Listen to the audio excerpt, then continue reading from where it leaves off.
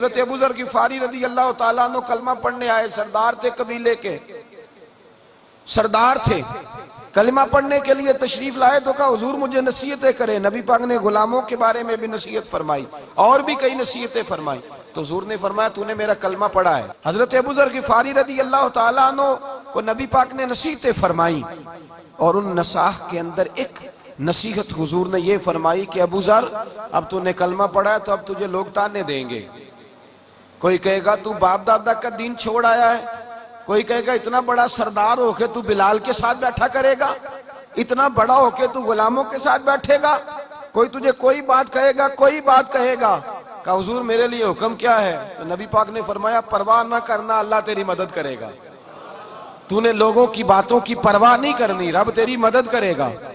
हजरत अबू ज़र ग़िफ़ारी फरमाते मैंने उस वक्त कलमा पढ़ा जब लोग दारे अरकम में होते थे, हजरत ज़ैद बिन अरकम के घर में छुप के कलमा पढ़ा जाता। मैं जब अंदर से निकलने लगा तो एक सहाबी दरवाजे पे मुझे कहने लगे बाहर जाके किसी को बताना ना कि मैं मुसलमान हो गया हूं, लोग तुझे मारेंगे, सताएंगे। आप फरमाने लगे बड़ा तो भोला आदमी है, अभी तो मैंने वादा किया है कि मैंने परवाह नहीं करनी। फरमाया और कोई बताए ना बताए मैं जरूर बताऊंगा, मैं ऐलानिया बताऊंगा, मैं खुल के बताऊंगा, मैं ऐलान करूंगा कि मैं रसूलुल्लाह का नौकर हो गया। और जिसने मुझ पे एतराज करना है करे, जिसने ताना देना है दे, जिसने मुझे मारना है मारे। बाहर निकले मैदान में, कुफारे मक्का बैठे थे। फरमाया चलो भाई जुबानें खोल लो, हथियार उठा लो। कहने लगे क्यों, क्या हुआ है? हज़रत अबू ज़र फरमाने लगे मैं कलमा पढ़ के मोहम्मद अरबी का नौकर बन गया। उठो उठो, मुझे बुरा कहो, उठो मुझ पे एतराज करो, उठो। जे कर यार दे नाम दा मिले मेणा, ओनू झोली पा लईए पुंजे सुटिए ना। ये कर यार दे नाम दी मिले सूली ते झूठा झूठ लिए पिछा हटिए ना। उठो कहो, दो मुझे ताने, कसो मेरे ऊपर फब्तियां, करो जो करना है, उठो। तो याद रखें मैदान अमल के अंदर जब आप निकलते हैं तो आप पे शिकवे होते हैं, इतराजात होते हैं, उनको झोली में डालना चाहिए, उनको झोली में। आप सारी जिंदगी नमाज ना पढ़ें, कोई आपको बुरा नहीं कहेगा। आप नमाज शुरू करें, कहेंगे बड़ा नमाजी बना फिरता है, सच बोलता नहीं, बड़ा नमाजी बना फिरता है, इसको खुले बात का पता नहीं, बड़ा नमाजी है, फलानी शय का नहीं पता। तो मैंने कहा भाई तू नमाज को साइड पे ही रहने दे, नमाज को साइड। आप यकीन करें यहां तक लोग ताना देते हैं, इंसान गाड़ी चला रहा है, मोटरसाइकिल चला रहा है। कई दफा ऐसे भी होता है, एक बच्चा मुझे कहने लगा हजरत जी मैंने दाढ़ी रखी हुई है तो मेरे से मोटरसाइकिल की ब्रेक नहीं लगी। इतनी बातें उस शख्स ने की हैं उसको, और हल्की सी उसकी गाड़ी को जाके मेरी मोटरसाइकिल लगी है। और कहने लगा मेरी नाड़ कट्ठी हो गई, मुझसे पैर ही नहीं दब सका। बड़ी कोशिश की, मैंने उसको कहा भी यार मैं गलती से नहीं ऐसा किया, मजबूर हो गया था, पैर ही नहीं दब रहा था और मुझे तकलीफ है अक्सर। तू दाढ़ी रखी हुई है ये पता ही नहीं, तूने दाढ़ी रखी हुई है। कहने लगे साहब मैं छोटी ना करा दूं। जब दाढ़ी नहीं थी ना तो तब बड़े बंदे थे, मैं घूर के देखता था तो भागने लगते थे। जब से दाढ़ी टोपी में आया लोग बेवकूफ जानने लगे, कहते मौलवी हो गया जो मर्जी कह जाऊं। तो मैंने कहा तू बड़ा नसीबों वाला है, तुझे जो ताना मिल रहा है वो मुस्तफा के नाम पे मिल रहा है, तू बड़े नसीब वाला है। तू छोड़ इस बात को, दाढ़ी रखी हुई है तो ये भाई दाढ़ी एक अलग बात है, गलती हो जाना एक अलहदा बात है। लोग ताना देते हैं, फौरी तौर पर ताना देते हैं, फौरन। अगर थोड़ी सी अजियत बर्दाश्त करनी पड़ जाए, थोड़ा सा ताना। अगर देखे ना इमाम बुखारी की किताब कुरान पाक के बाद सबसे बड़ी किताब है उम्मत मुस्लिमा की मुतफिका, लेकिन इमाम बुखारी को बुखारे में दफन होने की इजाजत नहीं मिली। बादशाह ने कहा मेरे बेटे को घर आके हदीस पढ़ाओ। तो इमाम बुखारी फरमाने लगे ये मेरे रसूलुल्लाह का दीन है, ये अमीर गरीब सब के लिए बराबर का है, जहां गरीबों के बच्चे पढ़ेंगे तेरा बेटा भी वहां पढ़ेगा। उसने कहा बुखारी फिर तू बुखारे में नहीं रह सकेगा। तो इमाम बुखारी फरमाने लगे बुखारा हो या समरकंद हो, जमीन तो सारी मेरे खुदा की है, ना रह सकूंगा तो क्या हुआ, बल्ख हो या बुखारा हो फर्क क्या पड़ता है। इमाम साहब बुखारे से निकले, बलक गए, वहां भी उसने खत लिखा कि यहाँ ना ठहरने पाए, वहां से निकले तो फिर कहीं और गए, घूमते घूमते।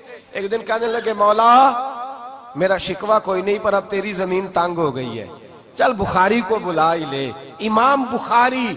इमाम बुखारी जिनका इतना जिक्र होता है, इमाम बुखारी ने दुआ मांगी तो अल्लाह तबारक व तआला ने उन्हें ईमान, कामिल ईमान की मौत अता फरमाई। वो रसूलुल्लाह की हदीसें पढ़ते हुए दुनिया से गए। भाई ये मुश्किल मरहला है, मुश्किल। ताने देना, तनकीद करना, एक मिनट में किसी को पता ही नहीं होता कि सामने वाला कितनी मुश्किल से तरवीज कर रहा है, लेकिन लोग हैं कि दो जुमले बोलते हैं, लोग हैं कि दो बातें करते हैं। भाई तू आगे आके देख तो सही, तू गौर तो कर, तू पलट तो सही, आके देख तो सही, कुछ तो मजबूरियां रही होंगी, यूं ही कोई बेवफा नहीं होता। जरा तुझे देखना तो चाहिए ना, आगे तो बढ़ना चाहिए। तू ताना दे रहा है, तू तनकीद कर रहा है, तूने सोचा ही नहीं। लेकिन अगर किसी को राह दीन में तनकीद का सामना करना पड़े, आजमाइश उसे उठानी पड़े, उसके लिए नेमत है। जिंदगी में हमने बरादरी के नाम पर ताने खाए, जिंदगी में हमने इलाके और कबीले के नाम पर ताने खाए। दुआ करें दीन के नाम पर भी अल्लाह ताने नसीब फरमाए। अल्लाह ये नसीबों वाले, ज़ालिका फ़ज़्लुल्लाह युतीही मन यशा, तो नसीब वाले लोगों को मुयस्सर होता है। मेरे हबीब पाक सैयद आलम सल्लल्लाहु ताला अलैहि वसल्लम के सारे खानदान ने ताने खाए।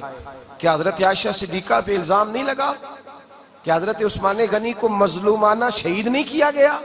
क्या हजरत अबू बकर सिद्दीक को लोगों ने पत्थर नहीं मारे?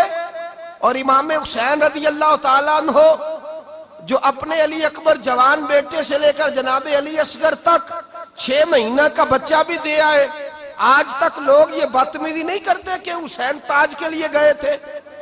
आज तक ये तमाशा नहीं लगता कि हुकूमत की जंग थी? आज तक लोग मेरे रसूलुल्लाह के खानदान पर तनकीद नहीं करते? मेरे भाई, जितनी जितनी तनकीद होती जाती है, रब करीम उतने उतने दर्जे बुलंद फरमाता जाता है, उतनी अल्लाह शानों में इजाफा करता चला जाता है, उतने अल्लाह तबारक व तआला मरातब बुलंद करता जाता है। ये तो आज है ना, सूफिया कराम, पीर साहब तो अल्लाह खैर करे, शापर पकड़ना तो दूर की बात है, अपना जूता नहीं कभी पकड़ के पहनते। अब तो पीरी बड़ी आसान और बड़ी सस्ती चीज का नाम रह गया है। हजरत ख्वाजा मोइनुद्दीन अजमेरी रहमतुल्लाह अलैह को कई दफा पत्थर खाने पड़े, कई दफा, अपनों और बेगानों ने कई दफा। ख्वाजा कुतुबुद्दीन बख्तियार काकी पे इल्जाम नहीं लगा दिया?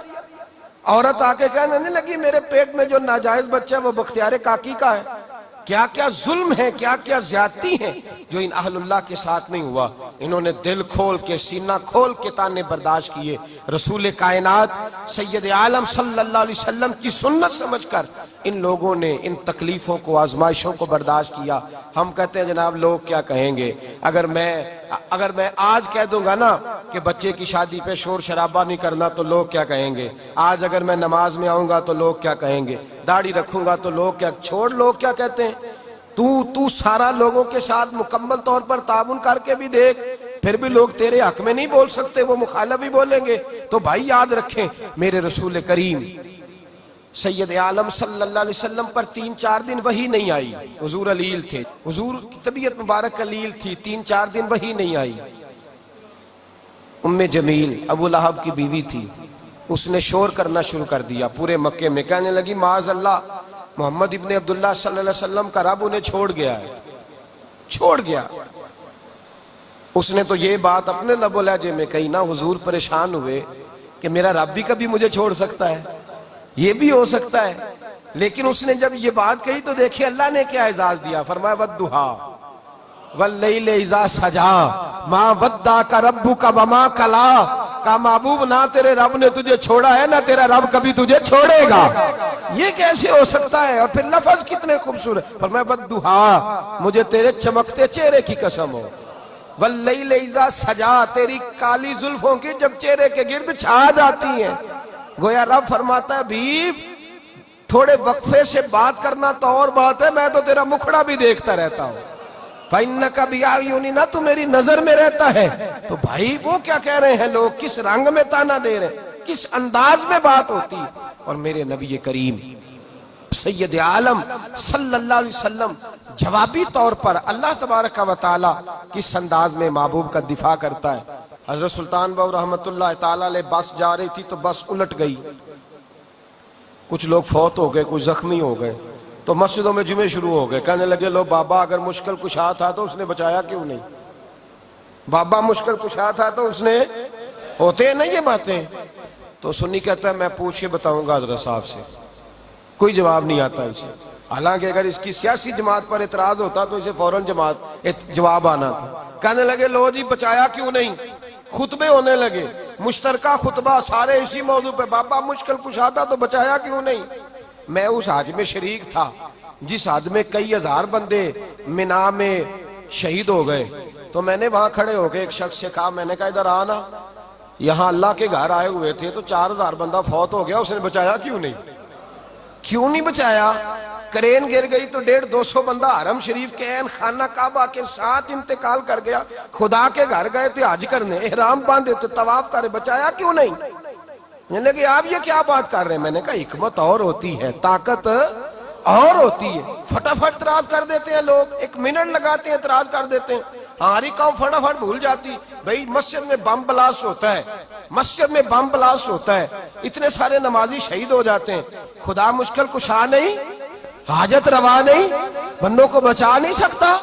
बचते हैं बंदे, लेकिन रब फरमाता है जो मेरे रास्ते में जाएगा मैं शहादत का दर्जा अता करूंगा। लोग फटाफट इतराज कर देते हैं, फटाफट शिकवा करते हैं।